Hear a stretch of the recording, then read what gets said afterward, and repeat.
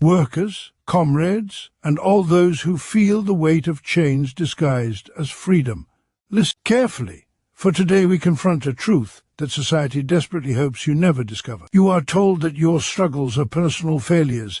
You are told that your poverty is a result of your own inadequacy. You are told that the powerful deserve their power because they are smarter, better, more capable. But what if everything you were taught about power was a lie? What if the life you call normal is nothing more than a carefully engineered illusion, a veil, designed to keep you obedient, exhausted, and afraid to question the world that exploits you? The moment you tear this veil apart, the moment you see the system clearly, your life ceases to be powerless. It becomes dangerous to them. Awareness is the catalyst that exposes the illusion sustaining capitalist domination, for it is only when individuals begin to examine the world around them with clarity that the structures of power lose their mystical authority. In every capitalist society, the ruling class depends not only on owning the means of production, but also on shaping the consciousness of those who labor beneath them. They cultivate a worldview that portrays exploitation as natural,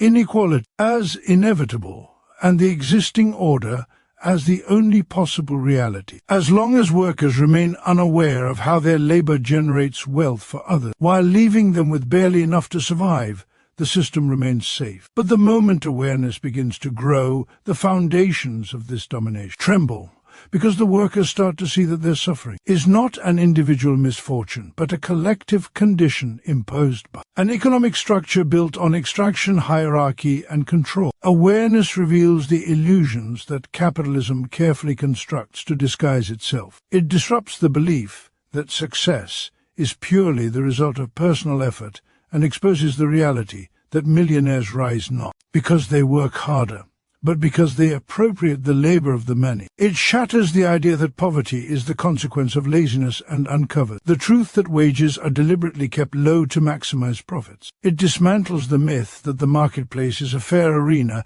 where everyone competes on equal terms and replaces it with the understanding that the entire system is designed to advantage those who already possess capital. Capitalism thrives by making its mechanisms appear neutral, objective, and unquestionable. But when awareness pierces the facade, workers recognize that every institution, from education to media to law, functions to preserve the interests of the ruling class. As awareness expands, individuals begin to question why they spend their lives producing value that they do not control, why they are trapped in cycles of debt, why their labor grows more intense, while their economic security diminishes. They start to see that their exhaustion is not a private burden, but a required condition for the smooth operation of the system. They understand that the ideology of hard work is less a moral principle and more a strategy to keep them compliant. This awakening is dangerous for the ruling class because once workers understand the nature of their exploitation, they become harder to manipulate. They stop blaming themselves for conditions engineered to disempower them, and they begin looking outward toward the structures that create these conditions. The psychological shift from self-blame to structural awareness is the first step toward resistance. Awareness also exposes how capitalism manipulates desires and emotions to keep workers loyal to the very system that exploits them. The illusion of freedom in consumer choice distracts from the lack of freedom in economic life. The promise of upward mobility keeps workers chasing dreams that only a tiny minority will ever attain, ensuring their obedience through hope rather than coercion. Awareness strips these illusions away by revealing how the spectacle of material success is used to hide the realities of exploitation. When workers see that their aspirations are conditioned by the interests of capital, they begin to desire not individual escape but collective liberation. As this awareness spreads, it becomes a shared consciousness that transforms isolated individuals into a class capable of recognizing its own collective strength. People start to realize that the injustices they face at work are not random or personal but systemic. They understand that their struggles mirror the struggles of millions, and from this understanding grows the recognition that unity is not optional but essential. Awareness is not merely an intellectual insight, but a shift in perspective that alters how workers interpret their experiences. They begin to interpret exploitation not as an unfortunate condition, but as an intentional design, and this realization changes everything about how they relate to their labor,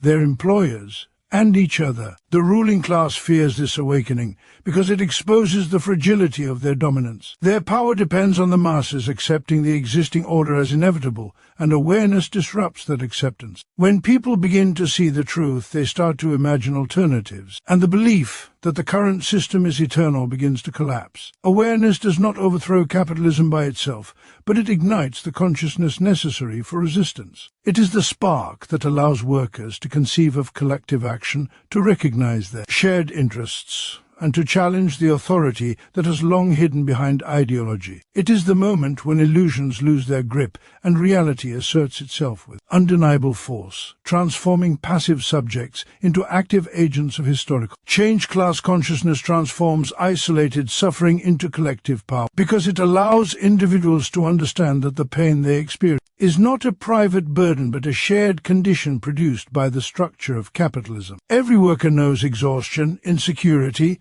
and the quiet frustration of giving more than they receive, yet capitalism encourages each person to interpret these struggles as personal failures rather than symptoms of a larger system. When consciousness is fragmented, the worker believes they are alone in their misery, that their hardships stem from their own inadequacy, their own lack of talent or discipline. This isolation is one of the ruling class's greatest weapons, for as long as each individual blames themselves, they do not question the system that creates their suffering. But class consciousness shatters this isolation by revealing the common thread woven through millions of lives. It shows that the anxiety of not being able to pay rent, the fear of losing a job, the endless pressure to produce more for less, all arise from the same source: an economic system that thrives on exploitation. Once a worker recognizes that their suffering is shared, a profound shift occurs. They begin to see themselves not as a lonely struggler within an indifferent world, but as part of a collective force whose experiences echo across factories, offices, fields, and streets. Their frustration is no longer internalized as shame, but externalized as critique. Class consciousness reframes the narrative from "I am failing" to "the system is structured for my exploitation." This shift is transformative because it changes not only how the worker understands their reality, but also how they understand their potential. When suffering is isolated, it feels insurmountable. When it becomes collective, becomes a basis for solidarity, and solidarity is the breeding ground of power. Class consciousness also exposes how capitalism intentionally divides workers to prevent unity. The ruling class encourages competition among the exploited, using race, gender, nationality, religion, and job status to fragment the workforce so that people view one another as rivals instead of comrades. These artificial divisions mask the deeper truth that all workers, regardless of identity, are bound by the same fundamental relationship to capital. They sell their labor to survive, while the owners accumulate the wealth produced by that labor. When class consciousness emerges, workers begin to see through the divisions that once kept them apart. They realize that the struggles of one are connected to the struggles of all, that discrimination, wage theft, job insecurity, and economic inequality feed the same system of domination. In this recognition, old boundaries dissolve and new bonds are formed, rooted not in superficial differences but in shared material conditions. As consciousness spreads, workers start to organize not out of desperation, but out of a newfound understanding of their collective strength. They see that the ruling class is small and the working class is vast, and that the entire machinery of society functions only because they keep it running. The awareness that they are the ones who create the world becomes a source of empowerment. They understand that without their labor, no factory moves, no service is rendered, no profit is made. This insight is the seed of collective power because it reveals that the workers, united, hold leverage that no individual alone possesses. Class consciousness allows them to recognize the immense potential that lies in their numbers, their cooperation, and their willingness to act together. The transformation from isolated suffering to collective power is not merely emotional or psychological. It is historical. Every major movement of liberation has begun with the moment workers realized they were not alone, that their private struggles were part of a larger social reality. Class consciousness links personal experience to historical necessity. It teaches that exploitation is not accidental but systemic, and that systemic problems require collective solutions.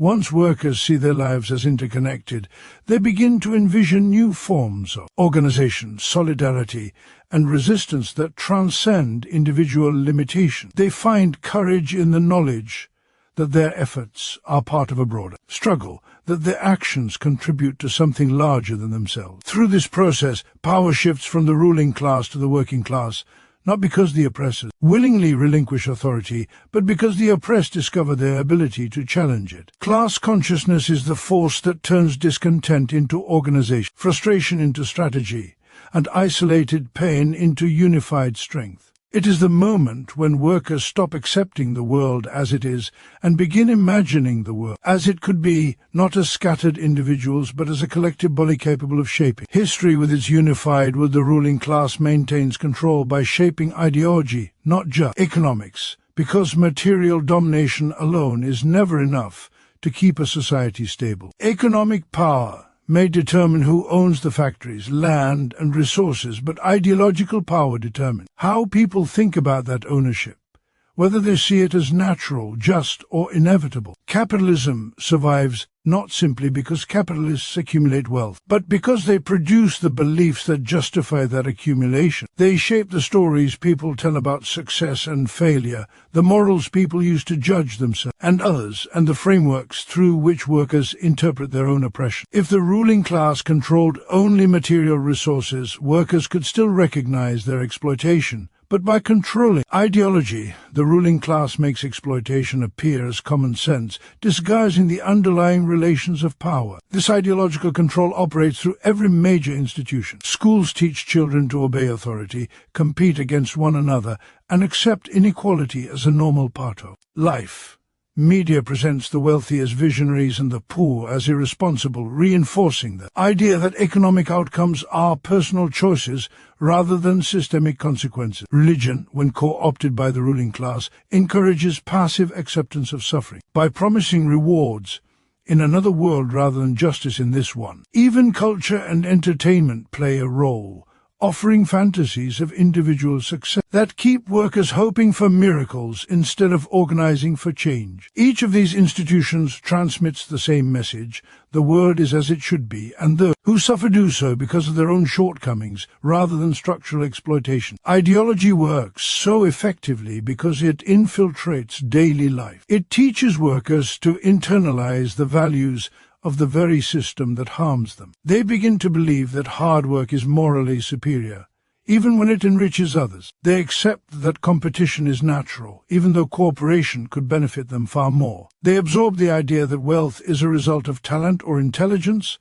rather than inherited privilege or exploitation. By shaping how people interpret their experiences, ideology prevents them from seeing the underlying mechanisms of domination. A worker who blames himself for low wages or unstable employment does not question the capitalist who profits from his insecurity. A student who believes that success depends entirely on individual effort does not ask why some are born into opportunity while others inherit struggle. Ideology turns economic exploitation into a personal narrative, making systemic injustice appear as individual fate. This ideological influence is not maintained through open coercion, but through subtle repetition. The ruling class does not need to force people to believe in capitalism. It surrounds them with messages that make capitalism feel like the natural order of things. The myth of meritocracy, the celebration of entrepreneurship, the glorification of wealth, and the demonization of welfare all serve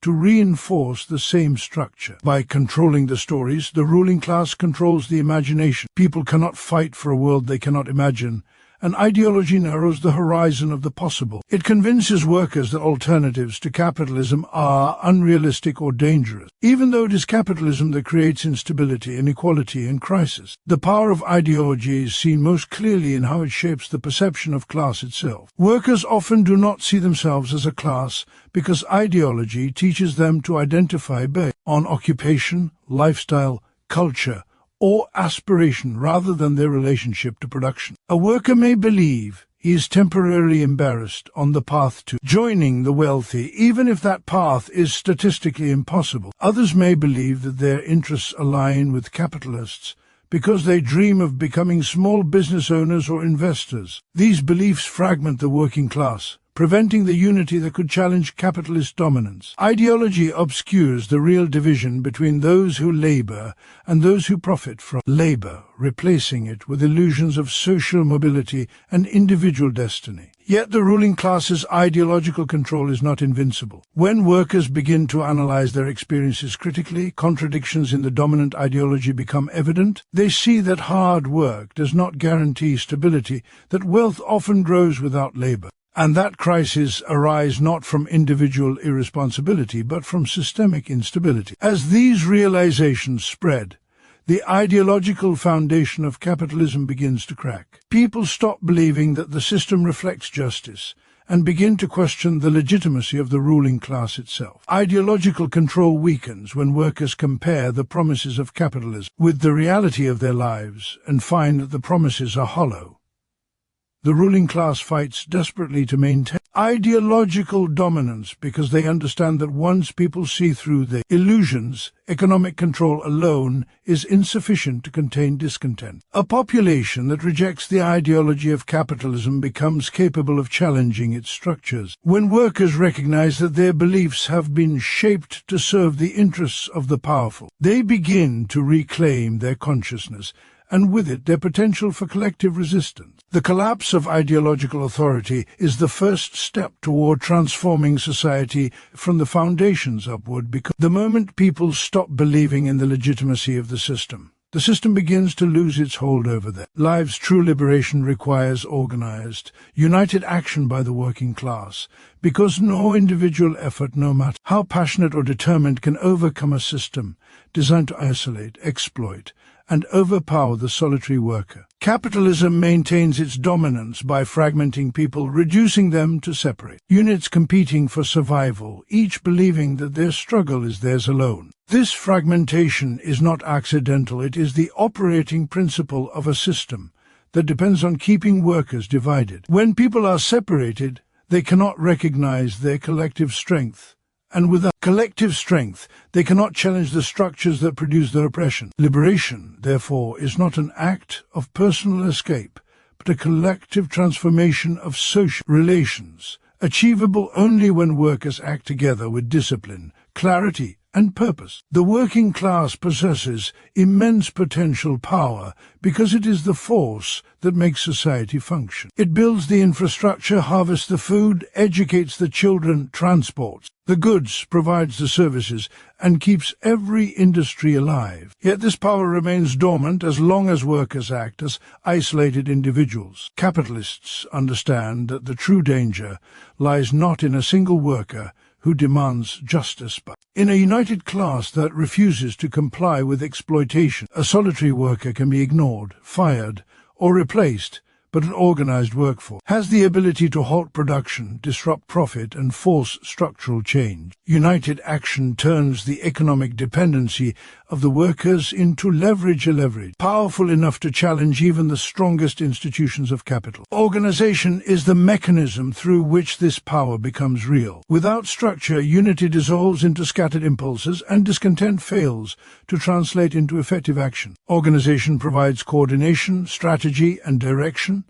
It transforms outrage into resistance and resistance into results. It links thousands of workers into a single force capable of acting with intention, not spontaneity. Through unions, councils, collectives, and mass movements, the working class develops the ability to make decisions collectively, defend its members, and assert its demands. Capitalists maintain their dominance through institutions, and workers must build institutions of their own to counterbalance that power. Every significant victory in the history of the labor movement has come not from isolated defiance, but from the disciplined unity of organized workers fighting for a shared goal. United action also enables workers to overcome the divisions that capitalism creates. The ruling class thrives by setting workers against one another along lines of race, gender, nationality, religion, and job position. These divisions weaken solidarity by making workers view each other as competitors or enemies rather than comrades in a shared struggle. Organization provides the framework through which workers learn to recognize the artificial nature of these divisions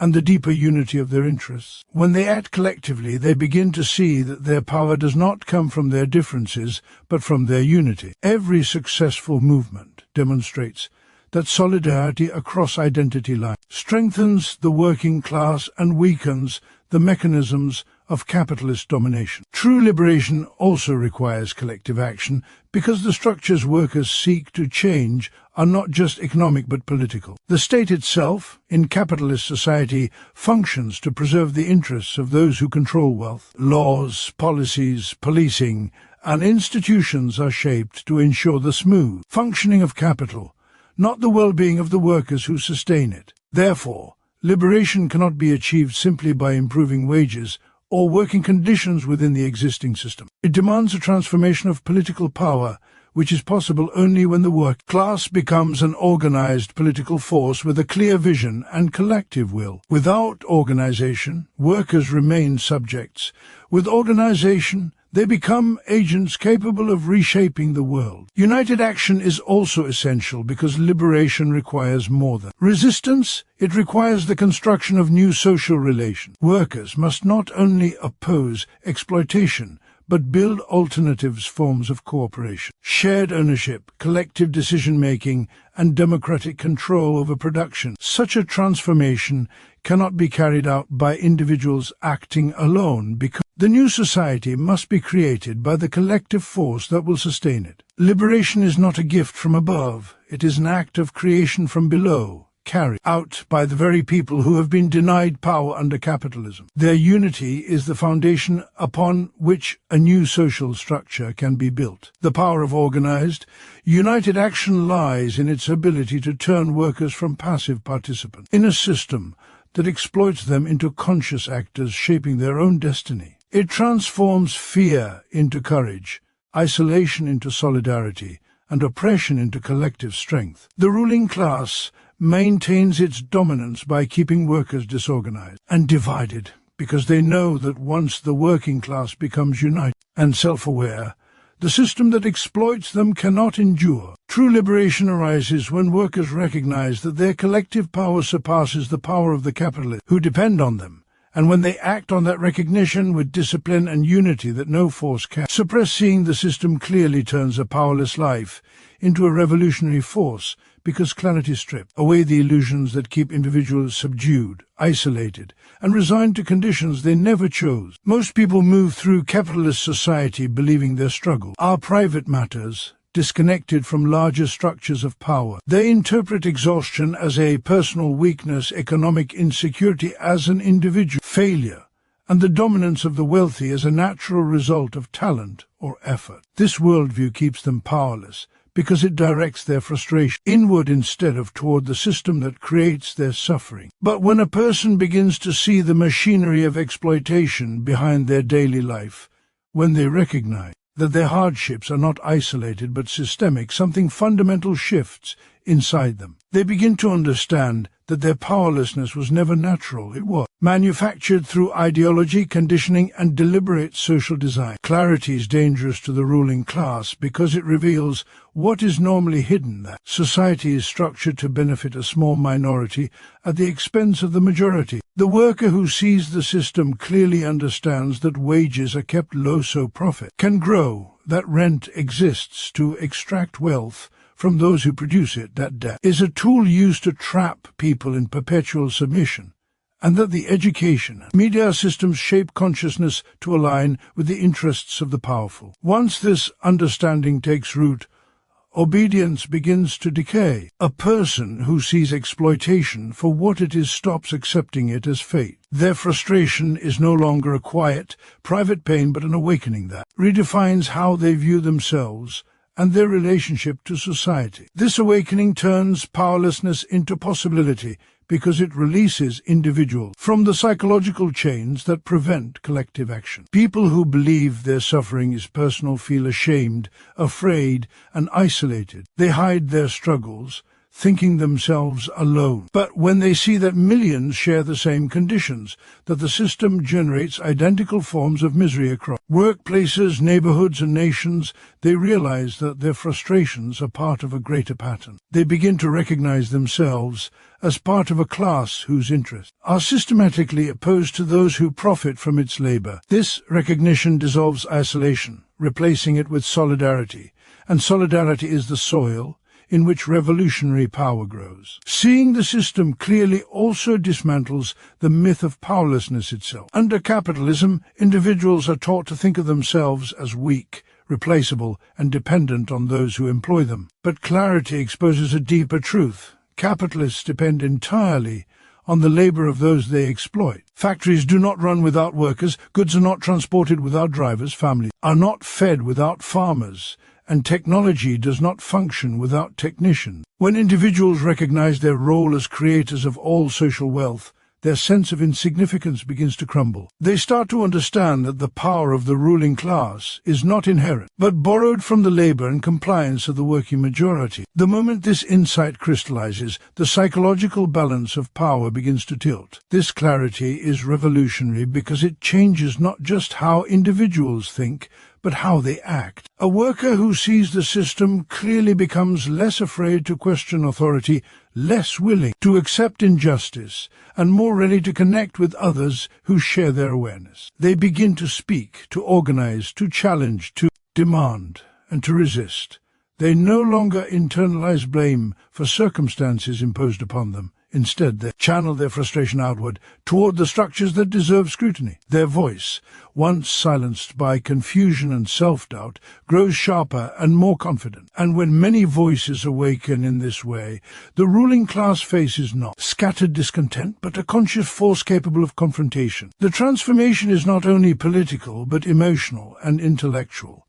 Clarity brings anger, but it also brings purpose. It dissolves the fog of confusion that capitalism uses to keep people compliant. Once individuals grasp the logic of the system, how profit requires exploitation, how inequality is produced, how crises are manufactured, how division is encouraged, they become immune to the lies that once governed their perception. This immunity is revolutionary because ideological control weakens the moment people understand its mechanisms. A population that sees clearly becomes ungovernable in the old way, and this ungovernability is the seed of change. The powerless life becomes powerful because it is no longer shaped by illusions, but armed with truth. The individual who awakens becomes part of a broader force, not by abandoning their struggle, but by understanding its collective dimension. Clarity transforms scattered dissatisfaction into organized resistance, transforming the exploited into a class conscious of its own strength. When people understand how the world truly works,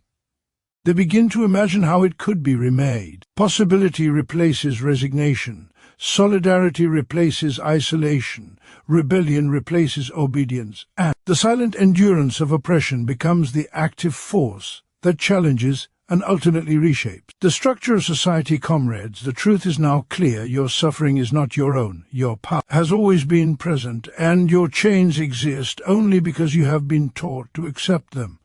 Awareness awakens the mind. Consciousness unites the oppressed. Ideological clarity exposes deception. And collective action transforms potential into reality. The life that once felt powerless becomes a revolutionary force when workers recognize their shared strength and organize with purpose and discipline. The fire of awareness must spread, for it is through this flame that the illusions of capitalism are burned away, and a new world built by the hands of those who create all wealth, knowledge, and society itself becomes possible. Stand, see clearly, unite, and act, for the moment of liberation is not distant or abstract, it is born the instant the oppressed refuse to remain silent, divided, and passive, and instead rise together to reclaim the world that is rightfully theirs.